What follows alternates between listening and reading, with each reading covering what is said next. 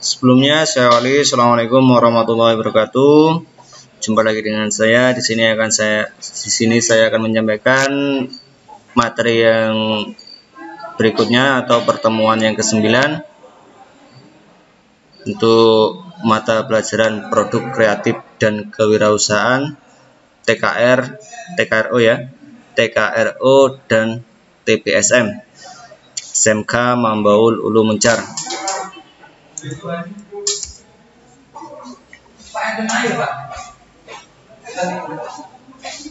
Baik, untuk KD yang pertama yaitu mengenai menganalisis konsep desain prototip dan kemasan produk barang atau jasa, yang menyangkut mengenai mengumpulkan konsep desain, prototip dan kemasan produk, terus kemudian mengedit konsep desain, lalu kemudian menyimpulkan konsep desain, prototip dan juga kemasan produk.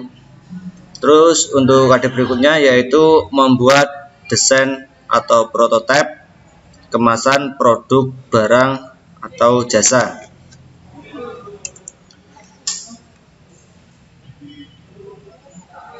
Baik, untuk materi selanjutnya yaitu pengertian konsep. Konsep adalah suatu representasi, yaitu merupakan suatu gambaran ya,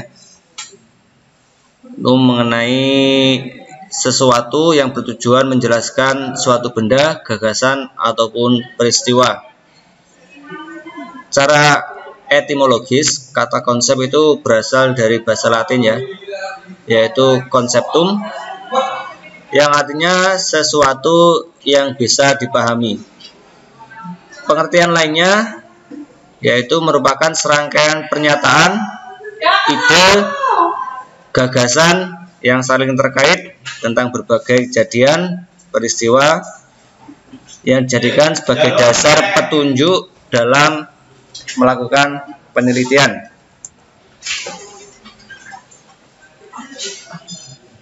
Terus berikutnya fungsi membangun konsep. Ada 4 fungsi. Yang pertama itu fungsi kognitif ya. Dalam fungsi ini menuntut kita itu untuk mampu berpikir optimal sepanjang hidup. Terus kemudian fungsi yang kedua ada fungsi evaluatif, yang merupakan proses ya dimana manusia itu dalam menentukan nilai atau suatu hal. Proses evaluatif ya. Terus berikutnya fungsi operasional. Pada fungsi operasional itu dibutuhkan suatu dasar yang kuat. Kemudian ada fungsi komunikasi, yang di dalamnya itu terdapat penjelasan, gagasan, ide atau suatu benda atau peristiwa yang akan kita sampaikan atau yang akan kita kemukakan ya. Untuk berikutnya ada unsur-unsur konsep. Untuk unsur-unsur konsep yang pertama itu ada nama, yaitu merupakan konsep yang mewakili kata tunggal untuk menjelaskan ide atau gagasan. Jadi nama itu merupakan kata tunggal yang menjelaskan ide atau gagasan, entah itu produk ataupun jasa yang kita buat atau kita lakukan. Terus yang nomor 2 itu ada contoh. Jadi dalam menyampaikan beberapa ide itu harus ada contoh analisis yang membandingkan contoh positif dan juga negatif, terus kemudian contoh karakteristik dari produk atau barang yang kita buat. Terus kemudian berikutnya ada karakteristik pokok. Untuk karakteristik pokok itu diciptakan atau digunakan untuk menciptakan dan menentukan suatu contoh dalam kategori konsep ataupun bukan konsep ya. Untuk selanjutnya rentang karakteristik. Jadi ada karakteristik pokok, lalu ada rentang karakteristik, yaitu memiliki karakteristik yang membatasi konsep. Terus kemudian konsep desain atau prototipe. Untuk prototipe sendiri ini merupakan pembuatan model ya, jadi model sederhana atau sebagai contoh lah,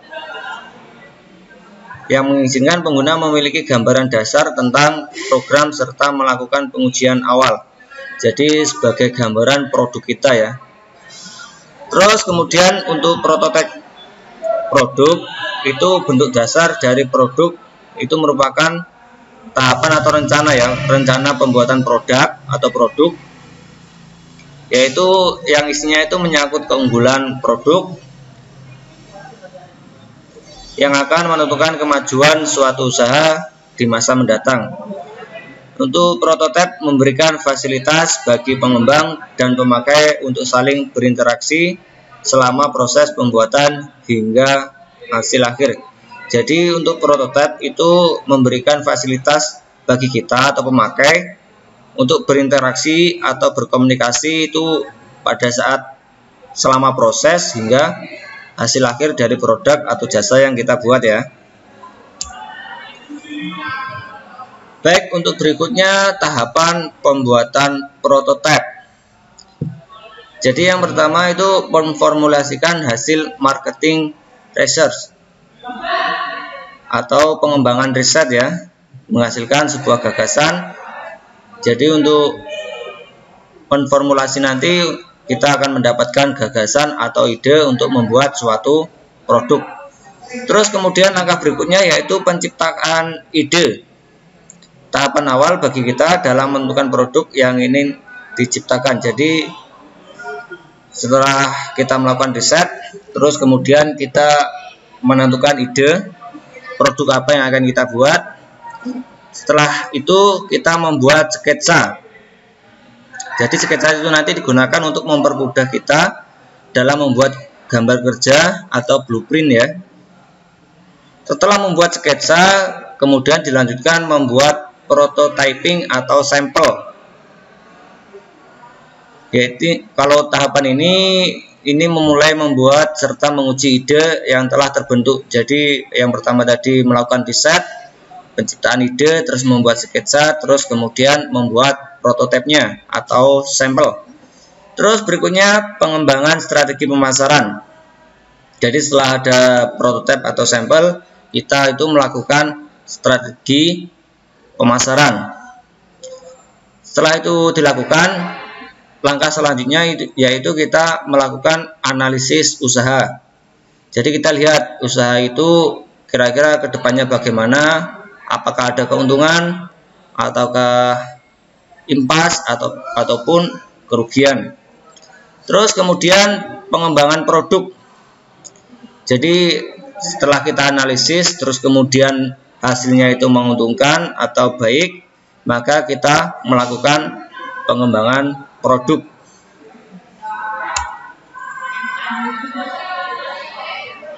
Terus kemudian kita akan bahas mengenai kemasan, yaitu pengertian produk kemasan, apakah itu kemasan, terus kemudian jenis-jenis kemasan itu seperti apa saja.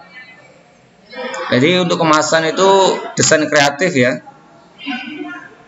yang unsurnya itu terdapat bentuk, terus kemudian struktur, material, warna, citra, tipografi, dan elemen-elemen desain dengan informasi produk, yang tujuannya agar produk yang kita pasarkan itu menarik ya, menarik pelanggan atau calon pembeli. Selain itu untuk tujuan dari kemasan yaitu untuk membungkus, fungsi utamanya untuk membungkus. Kalau untuk menarik itu merupakan bonus ya. Jadi kalau kemasan kita itu baik, terlihat menarik, itu nanti pelanggan atau konsumen itu akan tertarik untuk membeli produk atau jasa kita ya.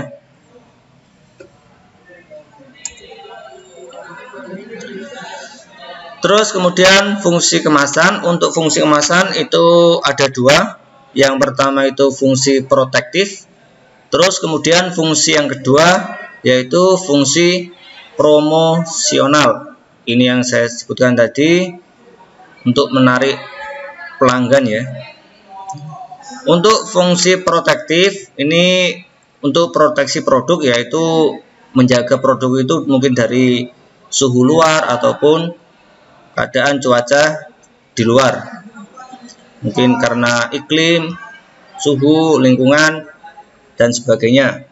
Terus kemudian untuk fungsi promosional ini umumnya itu dibatasi pada perlindungan produk, namun kemasan ini juga digunakan sebagai sarana promosi.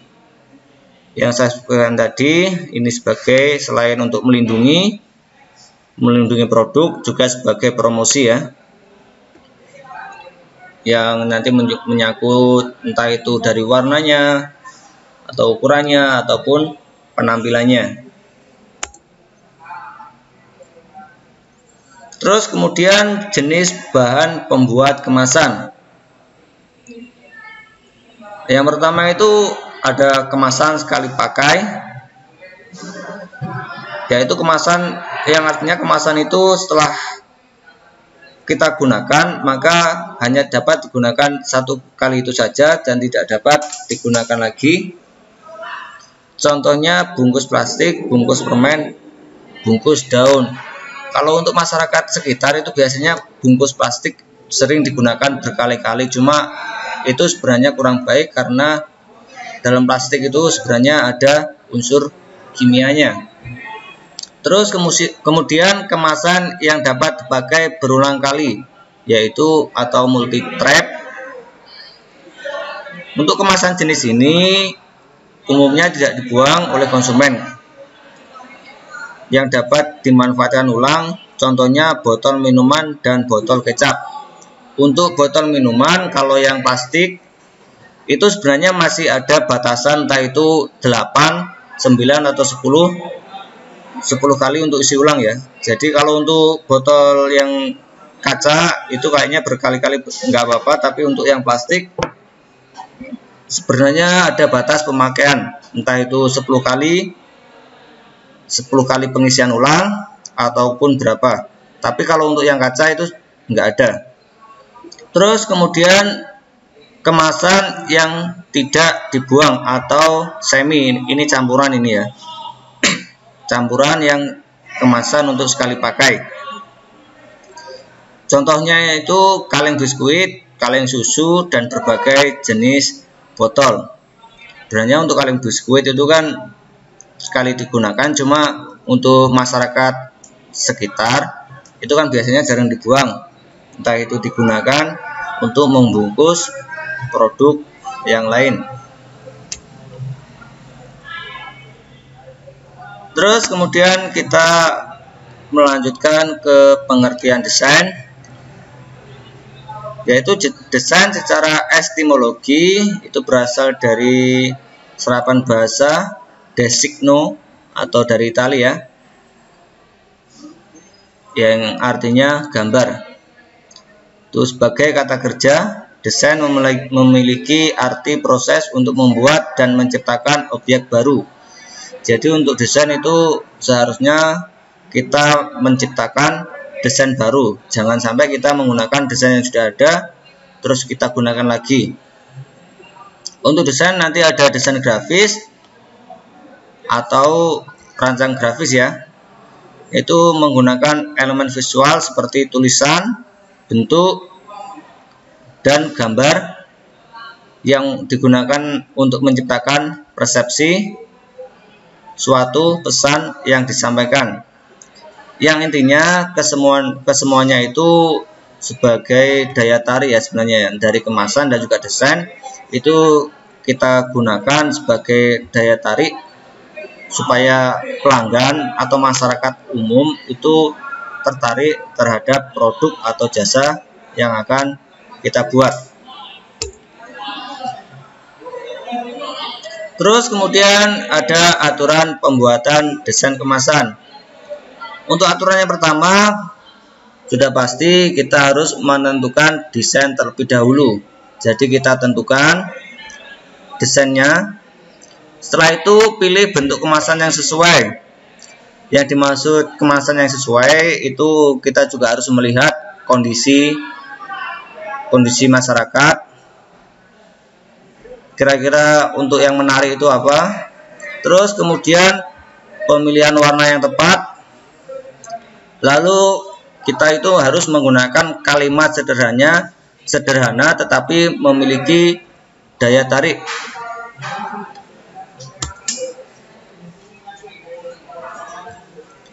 Kemudian aspek pembuatan desain kemasan.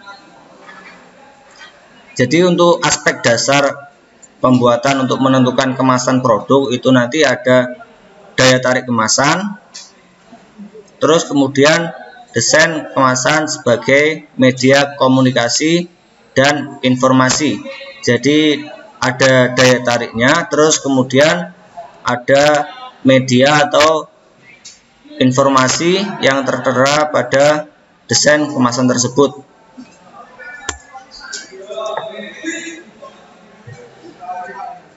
Terus kemudian ini kiat-kiat yang harus kita pahami sebelum atau saat kita membuat kemasan.